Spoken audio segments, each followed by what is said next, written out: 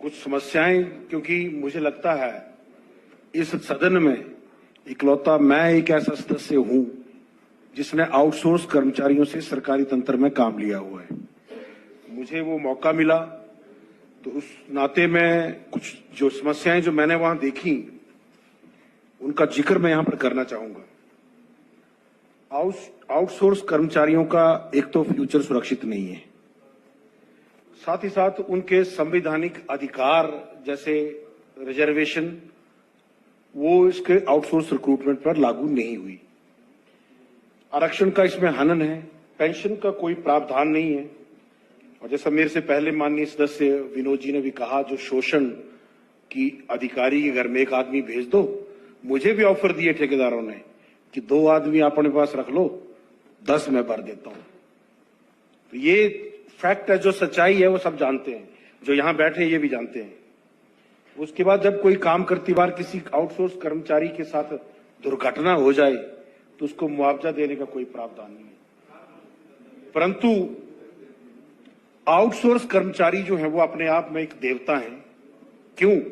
क्योंकि उनको बीमार होने का अधिकार नहीं है, ना उनको हम सिक लीव देते, ना उनको कोई अपनी आकस्मिक परिवार को उनकी समस्या भी कोई नहीं होती परिवार में, क्योंकि हम उनको सीएल भी नहीं दे रहे, बीमार होने की स्थिति में भी नहीं दे रहे, उनका परिवार का कोई सदस्य बीमार हो तो भी कुछ नहीं दे रहे।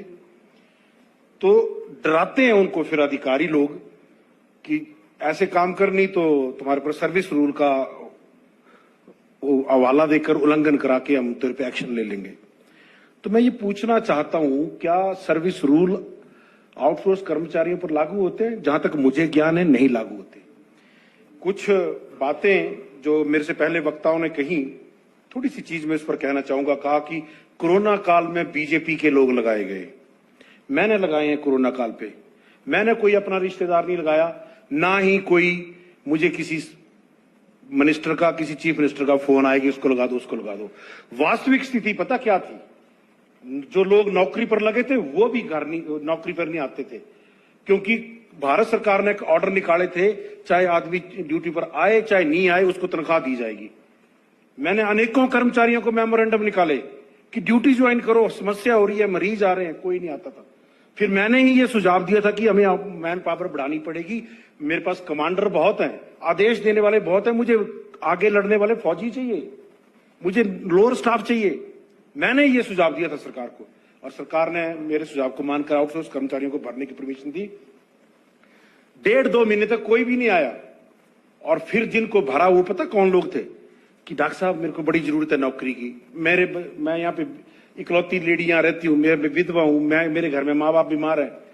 जो उस खतरे में भी जिन लोगों ने इस मानवता का साथ दिया, आज हम उन लोगों के साथ ये क्या कि उनको बाहर निकाल रहे हैं कि ये बीजेपी के लोग थे। मुझे गर्व होता है अगर ऐसी बात है वो बीजेपी के लोग थे, तो बीजेपी के लोग ने कम से कम उस वक्त मानवता को बचाने के लिए काम किया। आप लोगों की तरह भाग नहीं गए। बात कहते हैं कि जब असलियत मालूम ना हो, बात कुछ और चलती हो तो उसमें फिर राजनीतिक बात कहेंगे, ये गलत है। माननीय अध्यक्ष जी, मैं आपसे भी इस बात पर इंस्ट्रक्शन चाहूंगा कि आप निर्देश जारी करें, जब प्रस्ताव की बात हो रही है तो उसमें राजनीतिक बात ना की जाए। तो कृपया करके इस बात का सब ध्यान रखें। कुछ सुझाव मैं देना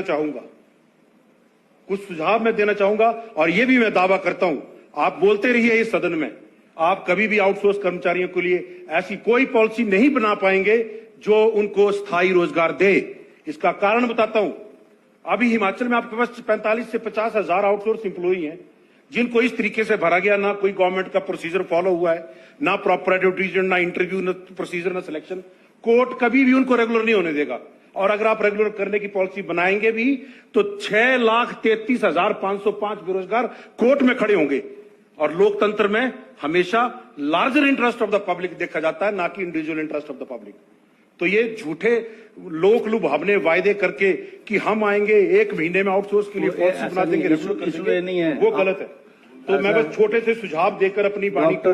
डॉक्टर जनक जी, सर, ये आएंगे जाएंगे वाली बात थोड़ी नहीं, वो छेड़ा इन्होंने। ये तो रेजोल्यूशन लाया हुआ चौधरी साहब ने। आप प्रैक्टिकल बात कह रहा हूँ, रेजोल्यूशन पे आ रहा हूँ सर, थोड़ी है ये। बिल्कुल सुझाव पे आ रहा हूँ सर। आउटसोर्स कर्मचारी बेचारा इस उम्मीद में पीड़ा में रगड़ा खा रहा है कि मैं कभी रेगुलर हो जाऊंगा। तो मैं ये स्पष्ट करना चाहूंगा, ये इतना आसान काम नहीं, हम नहीं कर पाएंगे।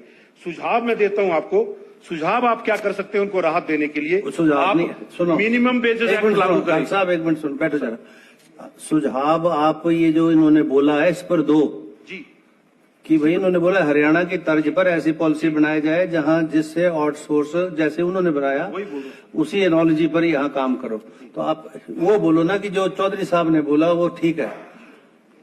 और इसमें कि लीव रूल लागू करें, मिनिमम वेजेस एक्ट लागू करें और कम से कम अटल पेंशन योजना के तहत इनको लागू करें।